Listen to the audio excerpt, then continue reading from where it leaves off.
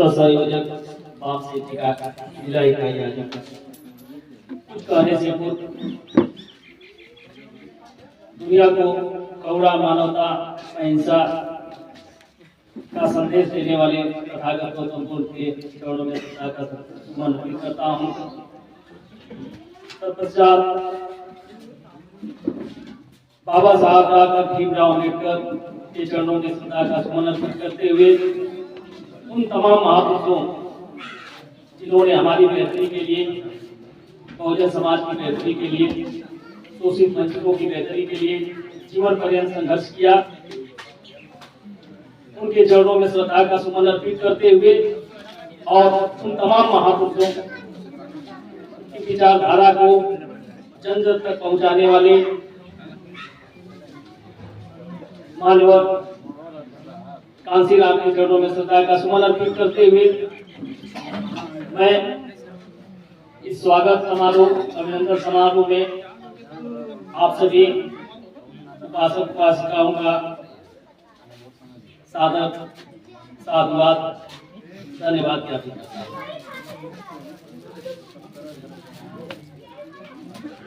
चूंकि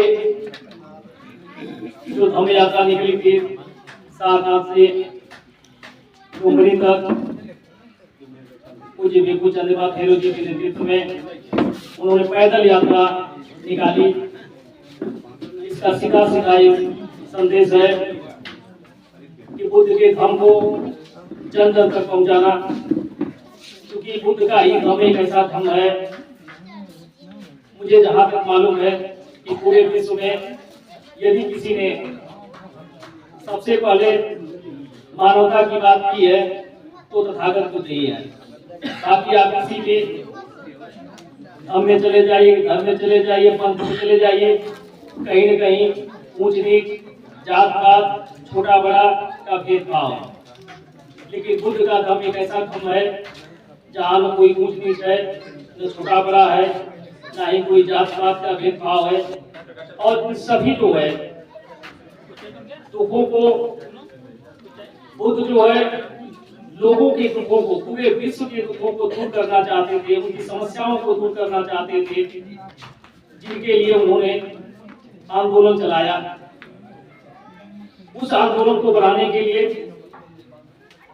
हमारे बीच में दो महाउपासक बैठे हैं। महाउपासक यशरतन डॉक्टर हिंदराज बौद्ध जी एवं महाउपासक केशबुद्ध बैजनाथ बावरा जी, जिन्होंने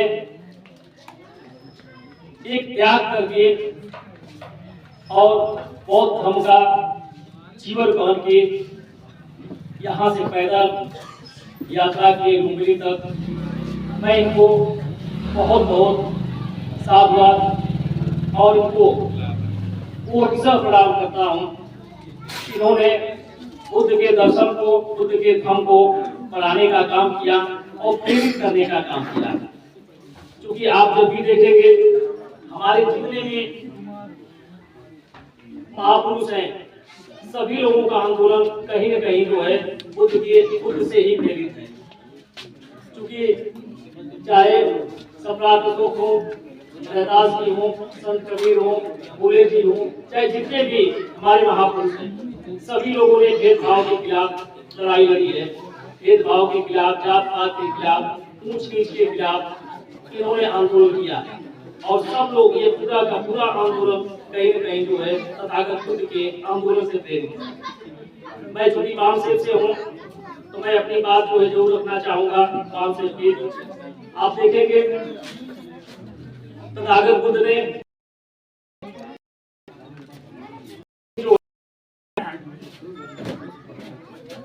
तीन कॉन्सेप्ट दिया उन्होंने, बुद्धं शरणं गच्छामि, धम्मं शरणं गच्छामि और संघं शरणं गच्छामि। बुद्धं शरणं गच्छामि का मतलब है बुद्ध की शरण में जाइए, अर्थात ज्ञान की शरण में जाइए।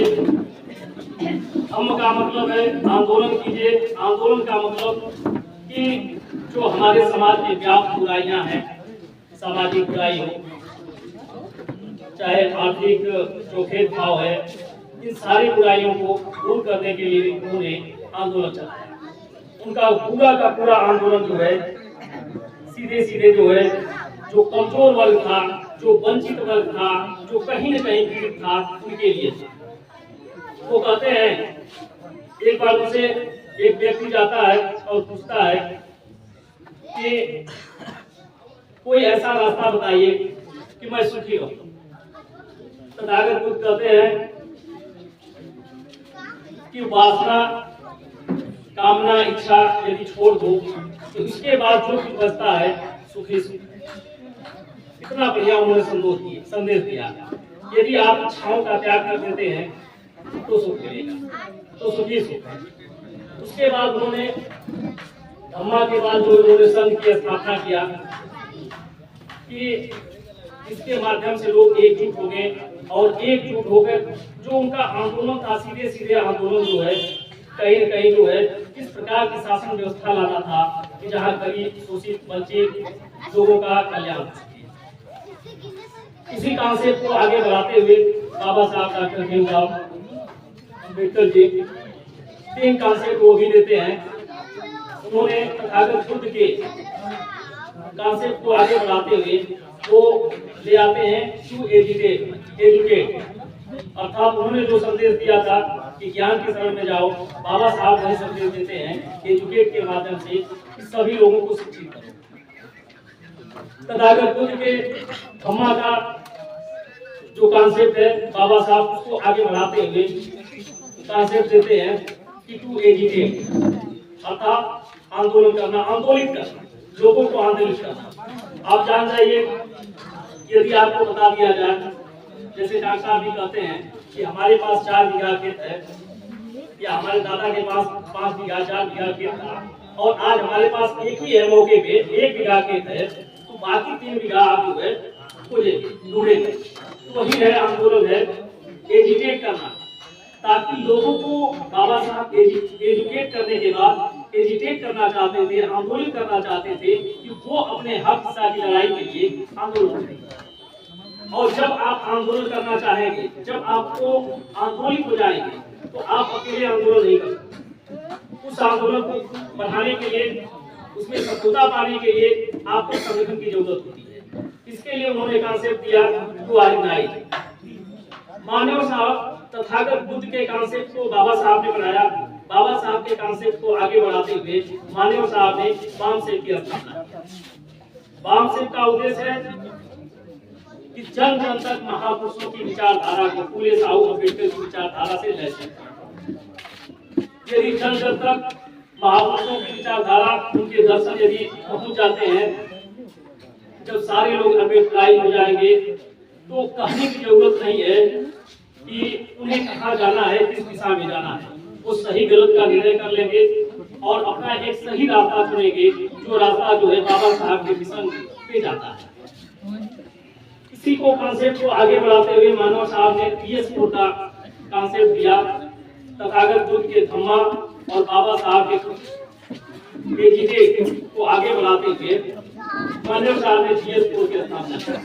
क्योंकि वामसेप जो है यह कर्मचारियों का संगठन है, जिसे बैकवर्ड का मतलब उसमें SC ST OBC समाहित है, A से एंड, M से माइनॉरिटी और C से कम्युनिटी, अर्थात यह जो अल्पसंख्यक समुदाय और E से एम्प्लॉइज फेडरेशन, यह पढ़े लिखे कर्मचारियों का संगठन है।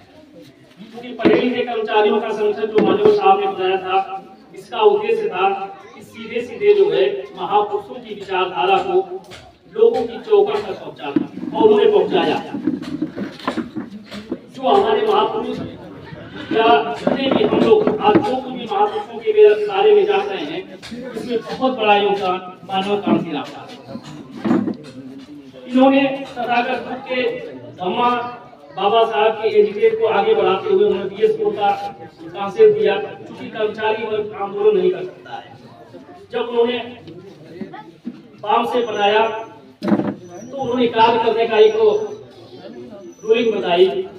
यह जो है कोई आंदोलन नहीं करता, यह नॉन एजुकेशनल होगा, नॉन रिलीजियस होगा, नॉन पॉलिटिकल होगा और इसका नॉन रजिस्टर्ड, यह रजिस्टर्ड भी नहीं होगा। लेकिन मानव साहब के आप दिमाग को देखिए, उन्होंने जैसे ही कहा कि नॉन पॉलिटिकल होगा, लेकिन उन्होंने कहा कि कर्मचारी हमारा राजनीति नहीं कर सकता है, लेकिन बाकी लोग तो राजनीति करेंगे, लेकिन पूरा का पूरा उद्देश्य जो है बाम से बनाने का कहीं न कहीं उद्देश्य जो है राजनीति से ही, क्योंकि बाबा साहब कहते हैं कि जाओ अपने घरों की दीवारों पे लिखो कि मुझे इस देश का शासक बनना है। सभी लोग जानते हैं कि जब तक आप देश की सत्ता शासन पे काबिज नहीं हो पाएंगे तब तक आपका भला नहीं होगा। बाबा साहब कहते हैं, अंग्रेजों से बाबा साहब कहते हैं कि आप भी हमारा भला नहीं कर पाए, हमारा भला हम ही करेंगे, क्योंकि जो उस पीड़ा से पीड़ित नहीं होगा वह सच्चा हमारा हमदर्द नहीं होगा और वह हमारे लिए ईमानदारी से काम नहीं कर पाएगा। तो वो कहते हैं कि जो पीड़ित है हमें हक अधिकार दीजिए, राजनीतिक हक अधिकार दीजिए, हमें सत्ता में भागीदारी दीजिए, हम अपना रास्ता खुद चुनेंगे। जो भी आंदोलन था सीधे सीधे यही आंदोलन था, क्योंकि आप जानते हैं, सभी लोग जानते हैं कि जो भी नीतियां निर्धारित होती है बस सांसद और विधानसभा से ही निर्धारित, योजनाएं जो लागू होती है वही से लागू होती है। यदि आपके विचारधारा की सरकार नहीं रहेगी तो आपके बीच में कोई भी योजना नहीं आएगी। तो पूरा का पूरा आंदोलन जो है बाबा साहब का, मान्यवर साहब का, तथागत खुद का सीधे सीधे यही आंदोलन रहा है कि बहुजन समाज को सत्ता के शीर्ष पे पहुंचाना, ताकि वो जो है ऐसी योजनाएं लाए, ऐसे नियम लाए, ऐसे कानून लाए कि अधिक से अधिक जो है बहुजन समाज का कल्याण। क्योंकि उन्होंने, लेकिन जब उन्होंने बाम से की स्थापना किया, उन्होंने दिया कि ये नॉन एजुकेशनल होगा, लेकिन उन्होंने डीएसपी बनाया आंदोलन करने के लिए, उन्होंने डीएसपी बना दिया, ये राजनीति करेगा, आम से राजनीति नहीं करेगा, डीएसपी राजनीति। उन्होंने कहा कि नॉन